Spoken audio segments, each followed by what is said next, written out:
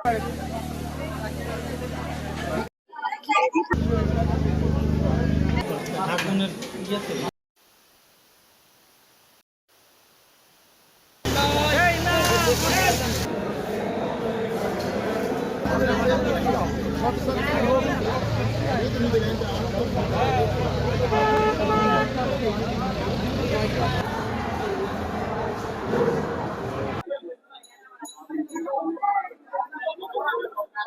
হয় সম্ভবত লিক ছিল কোনো জায়গা, ওই এর কারণে হঠাৎ করে একটা শব্দ শুনলাম। খালি শব্দ শোনার পরে এত তাড়াতাড়ি যে আগুন ওই বাইলে ধরে যায়, আর না দেখলে বিশ্বাস করার মতন না। তো খালি শুধু প্রথম দেখতেছি ধোয়া, আর শব্দটা পাইতে ধোয়া, শেষে তো আমরা দূর ব্যবহার করছি, আমি তো খালি শুধু আগুন আর আগুন। আগুন লেগেছে বেসরকারি একটি অ্যাম্বুলেন্সের। শর্ট সার্কিট হোক অথবা গ্যাস সিলিন্ডার হোক, আগুনের সূত্রপাত এখান থেকে। বাগেরহাটবাসী আজকে ফায়ার সার্ভিসের প্রতি এতটা কৃতজ্ঞ, তারা এক কিঞ্চিত সময় ব্যয় করেনি, পুলিশ প্রশাসন এক কিঞ্চিত সময় ব্যয় করেনি। সবকিছুর মালিক আল্লাহ, মুহূর্তের ভিতরে সবকিছুকে রেস্কিউ করা সম্ভব হয়েছে।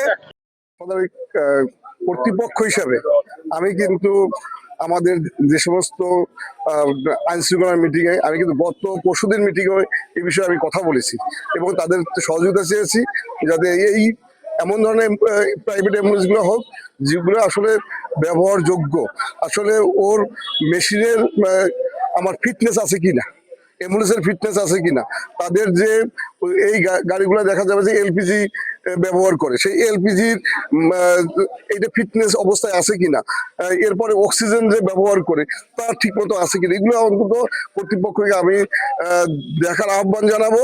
এবং আমি সর্বক্ষেত্রেই বলি যে এই প্রাইভেট অ্যাম্বুলেন্স আমার এখান থেকে তারা আমার সমস্যার একটা কারণ, কারণ পরিবেশের যেমন একটা অবস্থা, আজকে বড় একটা দুর্ঘটনা ঘটছে।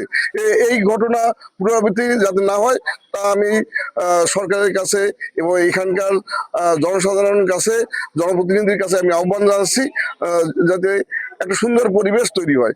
কারণ আজকে আমার হসপিটালের বেশ কিছু ক্ষতি হচ্ছে, আমার বিল্ডিংটা আজকে পুড়ে গেছে, আমার হয়তো ভিতরের অনেক কিছু সমস্যা হয়নি, কিন্তু আমার অনেক স্টাফের মোটরসাইকেল পুড়ে গেছে।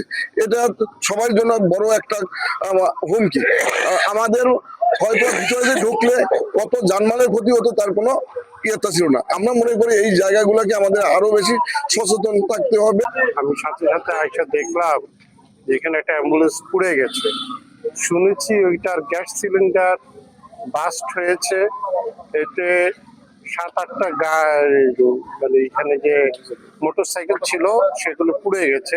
আমরা ওই যে ড্রাইভার তাকে আমরা প্রাথমিক চিকিৎসা দিয়ে তাকে আমরা পাঠানোর ব্যবস্থা করে দিচ্ছি।